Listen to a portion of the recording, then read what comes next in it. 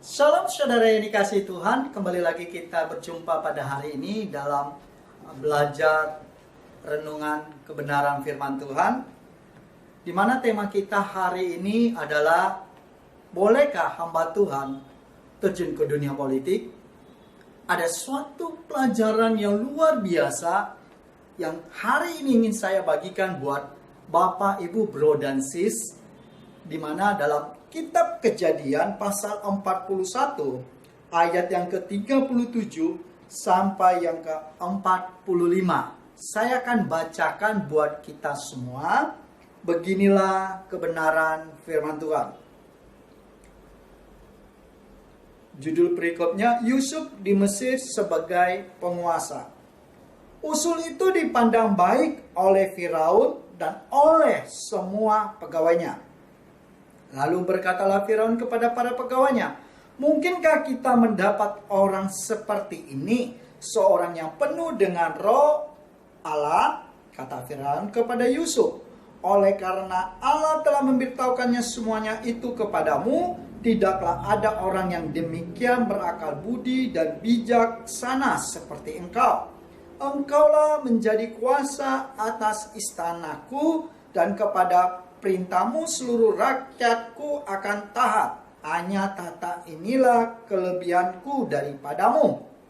Selanjutnya Firaun berkata kepada Yusuf, dengan ini aku melantik engkau menjadi kuasa atas seluruh tanah Mesir. Sudah itu Firaun menanggalkan cincin materainya dari jarinya dan mengenakannya pada jari Yusuf, dan dipakaikannya lah kepada Yusuf pakaian daripada kain halus, dan digantungkannya kalung emas pada lehernya. Lalu Firaun menyuruh menaikkan Yusuf dalam kereta yang kedua, dan berseluruhlah orang di hadapan Yusuf hormat. Demikianlah Yusuf dilantik oleh Firaun menjadi kuasa atas seluruh tanah Mesir.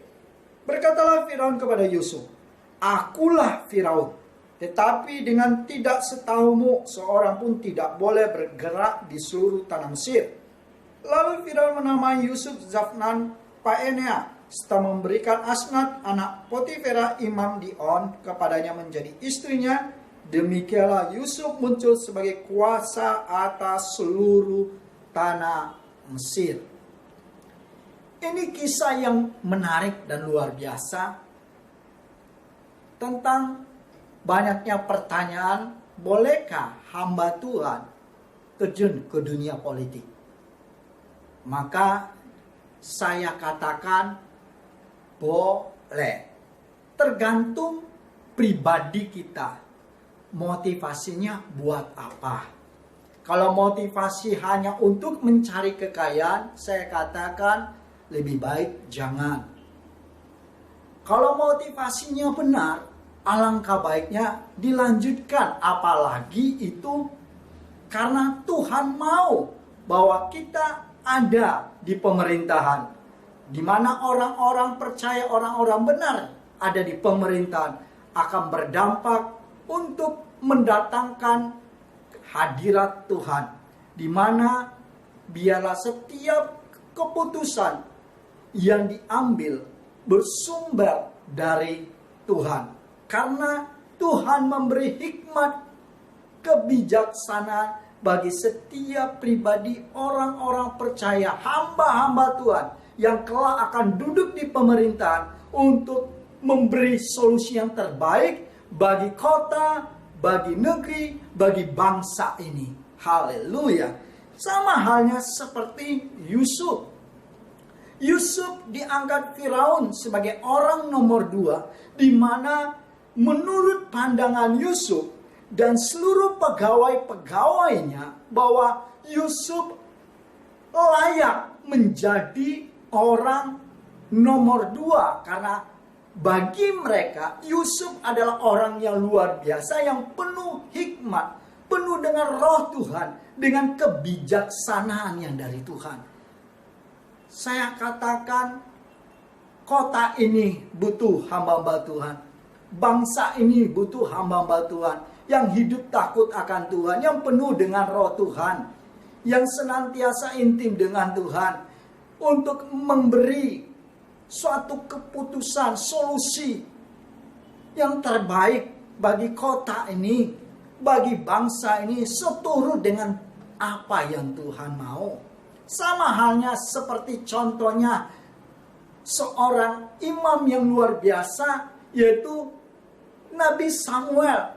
Dia seorang imam, dia seorang nabi dan hakim.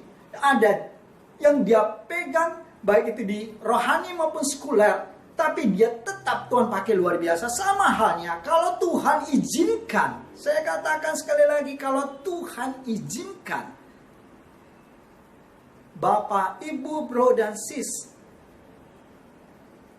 Seorang hamba Tuhan. Seorang pendeta. Seorang penginjil. Seorang majelis gereja. Untuk terjun ke dunia politik. Karena melihat situasi hari-hari ini, di mana intoleran dipertontonkan oleh kelompok-kelompok radikal, kelompok-kelompok yang tidak bisa menerima perbedaan di bangsa ini. Oleh karena itu, kita perlu wadah. Kita perlu, saya katakan, suatu partai yang menaungi, yang memiliki azas, misi untuk memperjuangkan aspirasi suara kekristenan kelompok-kelompok minoritas di negeri ini, di kota ini, supaya kita berjuang bersama-sama lewat suatu wadah partai politik. Dan apabila Tuhan izinkan duduk di parlemen, maka sebagai pengambil keputusan untuk membela suara minoritas. Biarlah setiap hidup kita semakin hari semakin bertambah-tambah pengetahuan.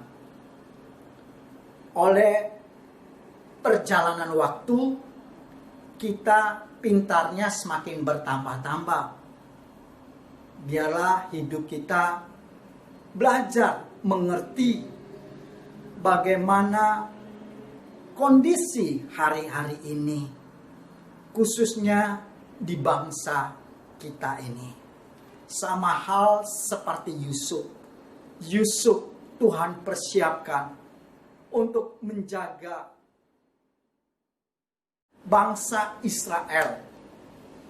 Sama halnya kelak kalau Tuhan percayakan kita, hamba-hamba Tuhan, orang-orang percaya untuk ada di pemerintahan. Artinya Tuhan sedang mempersiapkan saya dan saudara untuk menjadi benteng dan suara dari saudara-saudara kita.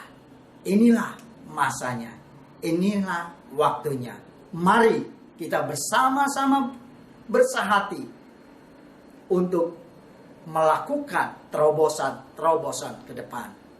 Biarlah di pemilu 2024 ada wadah kita, Partai Kristen, siap menjadi suatu wadah untuk menyampaikan aspirasi kekristenan dan kelompok-kelompok minoritas di negeri ini. Shalom, Tuhan Yesus memberkati kita semua.